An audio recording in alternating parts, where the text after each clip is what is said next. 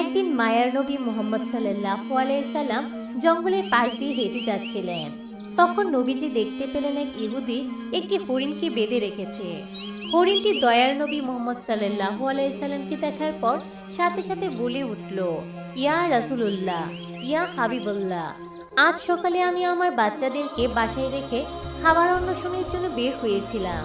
হে আল্লাহর নবী, এমন সময় ইহুদি আমার সামনে আসে এবং আমাকে বন্দি করে ফেলে। সকাল থেকে এই পর্যন্ত সে আমাকে বন্দি করে রেখেছে। ইয়া রাসূলুল্লাহ, আমার দুধের বাচ্চা রয়েছে। সকাল থেকে এই পর্যন্ত তাদেরকে আমি দুধ খাওয়াতে পারিনি। হয়তোবা তারা আমাকে না পেয়ে অনেক অস্থির হয়ে পড়েছে এবং দুধ না খাওয়ার কারণে তাদের গলা শুকিয়ে গিয়েছে। হে আল্লাহর নবী, আমি শেষবারের মতো আমার বাচ্চাদের সাথে একবার সাক্ষাৎ করতে চাই। দয়া করে আপনি এর একটা ব্যবস্থা করে দিন। হরিণের এই আর্জি শুনে দয়ার নবী হযরত মুহাম্মদ সাল্লাল্লাহু আলাইহি সাল্লামের অন্তর কেঁদে উঠল। তখন নবীজি ইহুদিকে বললেন, হে ইহুদি, তুমি কেন এই হরিণটিকে আটকে রেখেছো? তখন ইহুদি বলল, আমি এই হরিণকে শিকার করেছি, আর জঙ্গলের প্রাণী শিকার করা তো বৈধ, তাই আমি হরিণকে আটকে রেখেছি। তখন হযরত মুহাম্মদ সাল্লাল্লাহু আলাইহি সাল্লাম বললেন, হে ইহুদি, তুমি কি দেখতে পাচ্ছ না এটা একটা মা হরিণ এবং তার স্তনে দুধে পরিপূর্ণ। সে তার বাচ্চাদেরকে দুধ না খাওয়ানোর কারণে অনেক কষ্ট পাচ্ছে। তুমি তাকে ছেড়ে দাও। তখন ইহুদি বলল, আমি এত কষ্ট করে তাকে শিকার করেছি, আর তোমার কথা মতো আমি তাকে ছেড়ে দেব? তখন দয়ার নবী বিশ্বনবী মুহাম্মদ সাল্লাল্লাহু আলাইহি সাল্লাম ওই ইহুদিকে বললেন, সে শেষবারের মতো তার সন্তানদের সাথে দেখা করতে চায়। তার সন্তানদের সাথে দেখা করে এবং তাদেরকে দুধ পান করিয়ে সে আবার তোমার কাছে ফিরে আসবে। বিশ্বনবীর এই কথা শুনে ইহুদি বলল, বনের হরিণ কি আপনার কথা মতো চলে নাকি, যে তাকে একবার ছেড়ে দিলে সে আবার ফিরে আসবে? শিকার করা প্রাণী আজ পর্যন্ত ফিরে এসেছে, এর কি কোনো নজির আছে? হযরত মুহাম্মদ সাল্লাল্লাহু আলাইহি সাল্লাম যখন দেখলেন ইহুদি কোনোভাবে হরিণটিকে ছেড়ে দেওয়ার জন্য রাজি হচ্ছে না, তখন দয়ার নবী মুহাম্মদ সাল্লাল্লাহু আলাইহি সাল্লাম ইহুদিকে বললেন, হে ইহুদি, তুমি হরিণটিকে ছেড়ে দাও। তার বিনিময়ে তুমি আমাকে বেঁধে রাখো। হরিণ যদি না আসে তাহলে তুমি আমাকে সারা জীবন বেঁধে রাখবে। তখন ইহুদি বলল, তাহলে সেই কথাই রইল, আমি হরিণটিকে ছেড়ে দিচ্ছি, বিনিময়ে তোমাকে বেঁধে রাখছি। হরিণ যদি ফিরে না আসে তাহলে তোমাকে সারা জীবন বন্দি করে রাখবো। অতঃপর ইহুদি হরিণটিকে ছেড়ে দিল এবং দয়াল নবী হযরত মুহাম্মদ সাল্লাল্লাহু আলাইহি সাল্লামকে বেঁধে রাখলো। ছাড়া পেয়ে বনের হরিণ তাড়াহুড়ো করে বনের মধ্যে চলে গেল। তখন ইহুদি মনে মনে ভাবতে লাগলো, হরিণটি আর কোনোদিন ফিরে আসবে না, আর এই লোকটাকে আমি সারা জীবন বেঁধে রাখবো। এই লোকটির চেয়ে বোকা মানুষ এই পৃথিবীতে আর নেই। একটা বনের হরিণের জন্য সে নিজের জীবনকে বিপদে ফেলল। বনের হরিণ দৌড়াতে দৌড়াতে তার সন্তানদের কাছে এসে পৌঁছালো। তখন তার সন্তানেরা তাকে জিজ্ঞেস করলো, আম্মা জান, আজ সকাল থেকে আপনি কোথায় ছিলেন? আমরা আপনার জন্য অপেক্ষা করতে করতে ক্লান্ত হয়ে পড়েছি। আমরা আপনার দুধ পান করতে না পেরে আমাদের গলা শুকিয়ে গিয়েছে। তখন মা হরিণ তার সন্তানদেরকে বলল, ও আমার সন্তানেরা, তোমরা জীবনের শেষবারের মতো আমার সাথে দেখা করে নাও এবং আমার দুধ পান করে নাও, আর জীবনে তোমাদের সাথে হয়তোবা দেখা নাও হতে পারে। তখন হরিণের সন্তানেরা তাকে বলল, আম্মা জান, আপনি এমন কথা বলছেন কেন? মা হরিণ তাদেরকে বলল, ও আমার সন্তানেরা, আজ সকালে যখন আমি খাবার অন্বেষণের জন্য বের হয়েছিলাম তখন এক ইহুদি আমাকে বন্দি করে ফেলেছিল। অতঃপর মায়ার নবী হযরত মুহাম্মদ সাল্লাল্লাহু আলাইহি সাল্লাম সেই পথ দিয়েই যাচ্ছিলেন। তখন আমি তাকে ডেকে তোমাদের কথা খুলে বললাম এবং তাকে আরো বললাম, ইয়া রাসূলুল্লাহ, আমার সন্তানেরা দুধ না পেয়ে পিপাসত্ব অবস্থায় আমার পথের দিকে চেয়ে বসে আছে, আপনি আমাকে তাদের কাছে যাওয়ার ব্যবস্থা করে দিন। তখন মায়ার নবী বিশ্বনবী হযরত মুহাম্মদ সাল্লাল্লাহু আলাইহি সাল্লাম নিজেকে ইহুদির কাছে জিম্মাদার রেখে আমাকে তোমাদের কাছে শেষবারের মতো দেখা করার জন্য পাঠিয়ে দিয়েছে। ও আমার সন্তানেরা, নিষ্ঠুর ইহুদি আমার মায়ার নবীকে বেঁধে রেখেছে, তাই তোমরা তাড়াতাড়ি আমার দুধ পান করো। আমাকে আবার জলদি ফিরে যেতে হবে। আমি আমার নবীকে কষ্ট দিতে পারবো না। যখন হরিণের সন্তানেরা শুনল যে আমাদের মায়ের নবীকে বেঁধে রেখে তাদের সাথে শেষবারের মতো দেখা করার জন্য এবং তাদেরকে দুধ পান করানোর জন্য এসেছে, তখন হরিণের সন্তানেরা বলে উঠল, ও আম্মা জান, আপনি কিভাবে ভাবলেন মায়ার নবী ইহুদিদের হাতে বন্দী রয়েছে, আর মায়ার নবীকে বন্দী অবস্থায় রেখে আমরা আপনার দুধ পান করব? আপনি চলুন, আমরাও আপনার সাথে যাব। দয়ার নবী মোহাম্মদ সাল্লাল্লাহু আলাইহি সাল্লামের কোনো কষ্ট আমরা সহ্য করতে পারবো না। অতঃপর হরিণ ও তার সন্তানেরা মায়ার নবী হযরত মুহাম্মদ সাল্লাল্লাহু আলাইহি সাল্লামের মায়ায় তার কাছে যাওয়ার জন্য রওনা করলো। ওইদিকে হরিণ নিয়ে আসতে কিছুটা দেরি হওয়ায় ইহুদি হযরত মুহাম্মদ সাল্লাল্লাহু আলাইহি সাল্লামকে বলতে লাগলো, তোমার মতো বোকা মানুষ আমি আর এই পৃথিবীতে দেখিনি। বনের শিকার করা হরিণ ছেড়ে দিলে সে কি আর কোনোদিন ফিরে আসে? আর একটা বনের হরিণের জন্য তুমি নিজেকে আমার কাছে বন্ধক রেখেছো আজীবন পর্যন্ত। এই হরিণ আর ফিরে আসবে না, আর বাকি জীবন তুমি আমার কাছ থেকে ছাড়া পাবে না। তখন দয়ার নবী বিশ্বনবী হযরত মুহাম্মদ সাল্লাল্লাহু আলাইহি সাল্লাম ইহুদির এই কথা শুনে বললেন, ওহে ইহুদি, তুমি একটু ধৈর্য ধারণ করো, হরিণ অবশ্যই আমার মায়ায় আবার তোমার কাছে ফিরে আসবে। হযরত মুহাম্মদ সাল্লাল্লাহু আলাইহি সাল্লামের এই কথা শুনে ইহুদি বলল, হে মুহাম্মদ, তোমার এই অলীক কল্পনা ছেড়ে দাও। আমি দৃঢ় বিশ্বাসের সাথে বলছি, কিয়ামতের আগ পর্যন্ত হরিণ আর ফিরে আসবে না। এইভাবে কিছুটা সময় কেটে গেল, আর ইহুদি মনে মনে ভাবতে লাগলো, মুহাম্মদকে আটকে রেখে বড় রকমের একটি অর্থ তার সঙ্গীদের কাছ থেকে আমি উসুল করে নিতে পারবো। বনের হরিণ কি জীবনে কারো মায়ে ফিরে আসে? এই লোকটা একটি বেকুব ছাড়া আর কিছুই না। এইভাবে আরো কিছু সময় অতিবাহিত হওয়ার পর ইহুদি লোকটি দেখলো বনের ভেতর থেকে সেই হরিণটি আসছে এবং তার সাথে তার সন্তানেরাও ফিরে এসেছে। এই দৃশ্য দেখে ইহুদি হতবাক হয়ে গেল। তখন দয়ার নবী বিশ্বনবী হযরত মুহাম্মদ সাল্লাল্লাহু আলাইহি সাল্লাম হরিণকে জিজ্ঞাসা করলেন, ওহে হরিণ, তুমি তোমার সন্তানদেরকে কেন নিয়ে এসেছো? কথা তো ছিল তুমি একাই ফিরে আসবে। তখন হরিণ বলল, ইয়া রাসূলুল্লাহ, আমি যখন আমার সন্তানদের কাছে ফিরে গিয়ে বললাম মায়ের নবী হযরত মুহাম্মদ সাল্লাল্লাহু আলাইহি সাল্লাম নিজেকে বন্দি রেখে আমাকে তোমাদের কাছে জীবনের শেষবারের মতো দেখা করার জন্য পাঠিয়েছে এবং জীবনের শেষবারের মতো দুগ্ধ পান করার জন্য পাঠিয়েছে, তখন আমার সন্তানেরা বলল, ওহে আম্মা জান, আপনি কিভাবে ভাবলেন মায়ের নবী হযরত মুহাম্মদ সাল্লাল্লাহু আলাইহি সাল্লামকে বাদিয়া রেখে আমরা আপনার দুধ পান করব? ইয়া রাসূলুল্লাহ, তখন আমার সন্তানেরা আমার সাথে রওনা করে চলে এসেছে। হে আল্লাহর নবী, আপনার সাথে বেয়াদবি করার জন্য আপনি আমাদেরকে ক্ষমা করে দিন। এতক্ষণ পর্যন্ত আমরা আপনাকে কষ্ট দিয়েছি। অতঃপর ইহুদিকে লক্ষ্য করে বিশ্বনবী বলতে লাগলেন, ওহে ইহুদি, এই নাও, তোমার শিকার করা হরিণ ফিরে এসেছে। শুধু সে ফিরে আসেনি, ফিরে এসেছে তার সকল সন্তানগুলি। এখন তুমি তাদেরকে তোমার কাছে ব্যবহার করতে পারো। আর তুমি এই কথা মনে রেখো, আমি সত্য নবী। আমি শুধু মানুষের নবী নই, আমি বন জঙ্গলের পশু পাখি এবং সম্রাঙ্গ জাহানের নবী। উক্ত কথাগুলো বলে দয়াল নবী হযরত মুহাম্মদ সাল্লাল্লাহু আলাইহি সাল্লাম চলে যেতে লাগলেন।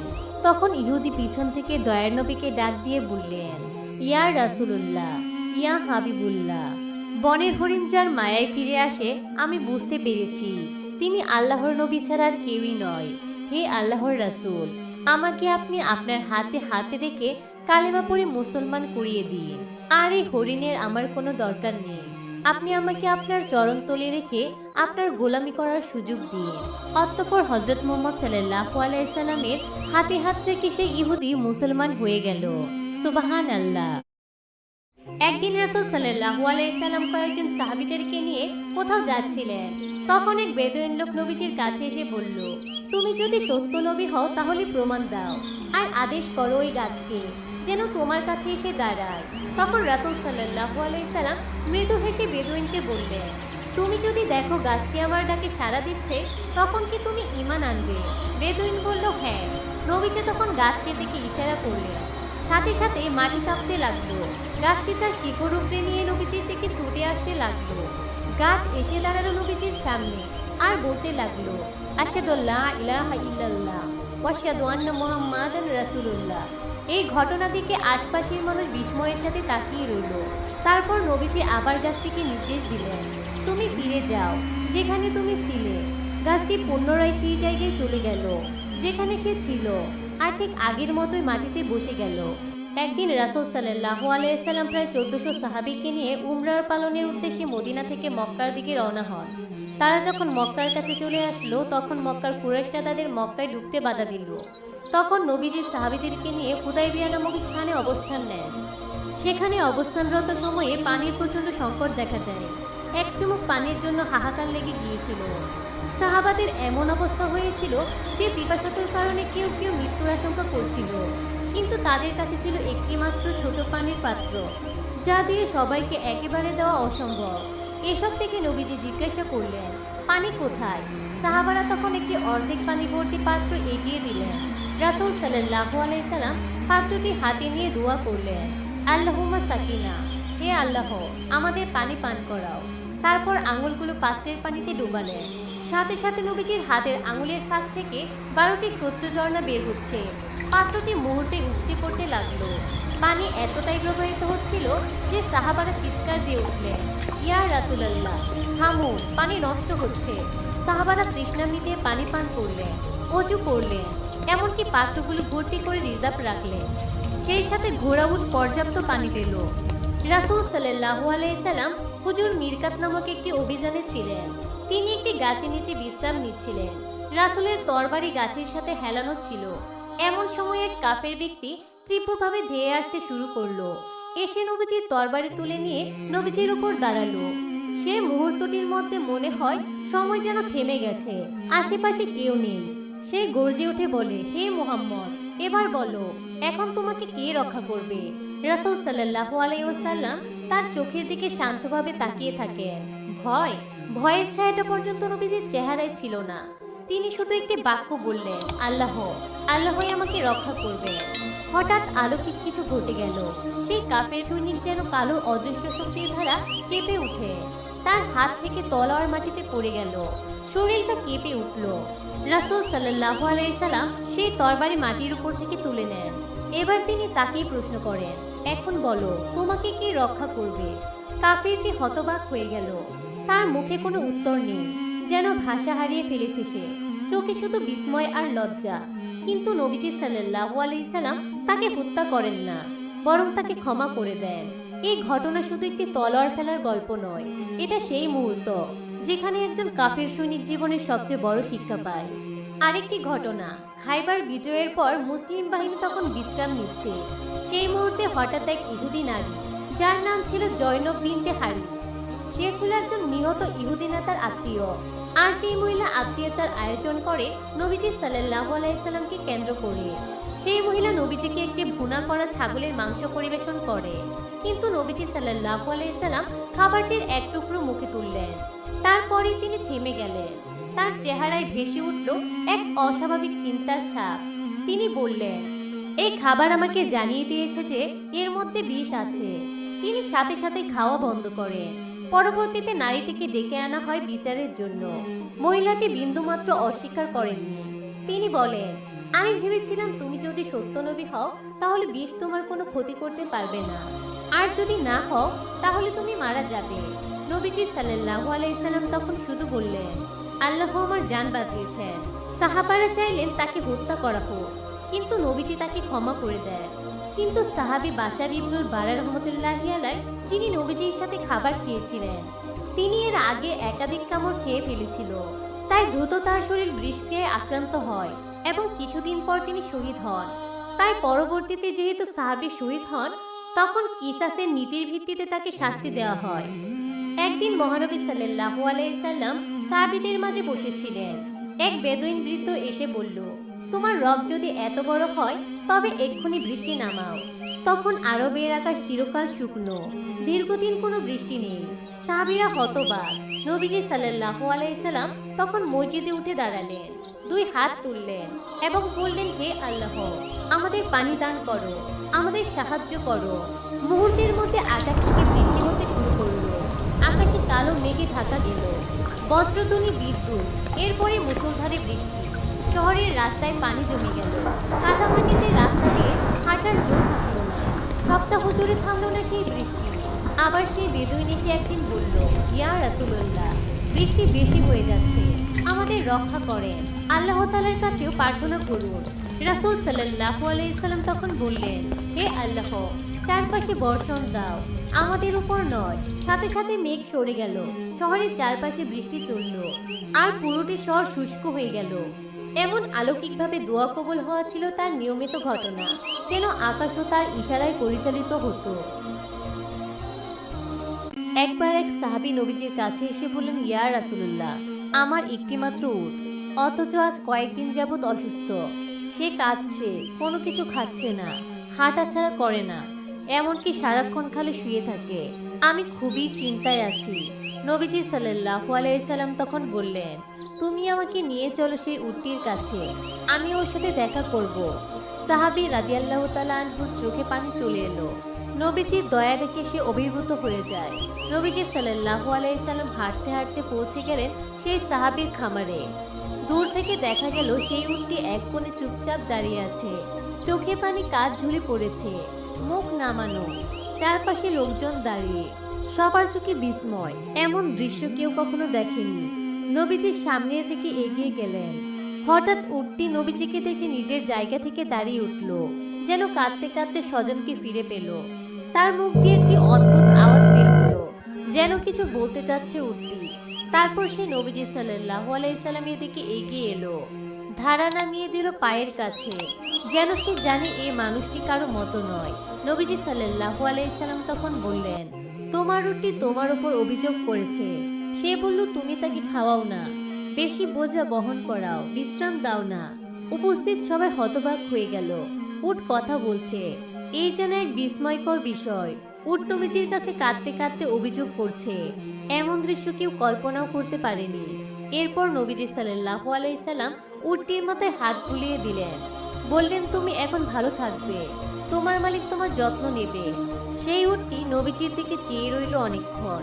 সেদিন থেকে আর কখনো সে অসুস্থ হয়নি। আরেক দিনের ঘটনা, রাসূল সাল্লাল্লাহু আলাইহি সাল্লাম যখন মসজিদের নববীতে খুতবা দিতেন, তখন একটি খেজুর গাছের গুড়ির পাশে দাঁড়িয়ে খুতবা দিতেন। পরবর্তীতে সাহাবীরা প্রয়োজন বোধ করলেন একটি মিম্বারের। তারপর সাহাবীরা একটি মিম্বর তৈরি করে দিলেন, যাতে নবীজি সাল্লাল্লাহু আলাইহি সাল্লাম উপর থেকে খুতবা দিতে পারেন। সেদিন ছিল শুক্রবার। নবীজি মিম্বরে উঠে খুতবা শুরু করলেন। সাথে সাথে হঠাৎ গোটা মসজিদ কেঁপে উঠল এক অদ্ভুত আওয়াজে। সবাই চুপ হয়ে গেল।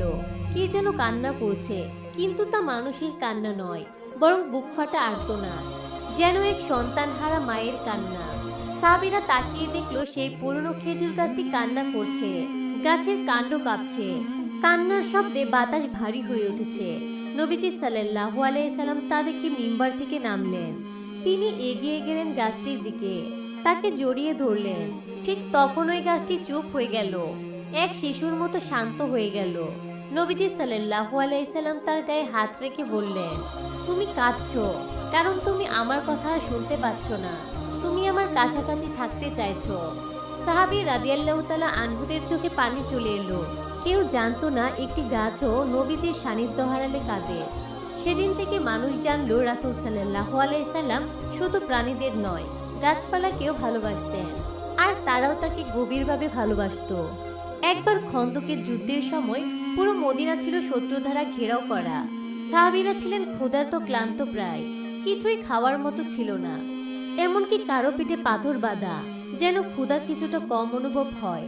এমন সময় জাবির রাদিয়াল্লাহু তাআলা আনহু তার স্ত্রীর কাছে গিয়ে বললেন, নবীজি সাল্লাল্লাহু আলাইহি সাল্লাম খুব কষ্টে আছেন, আমরা তার জন্য কিছু করতে পারি না। তার স্ত্রী বললেন, আমার কাছে আছে অল্প কিছু আটা আর একটি ছোট্ট ছাগল।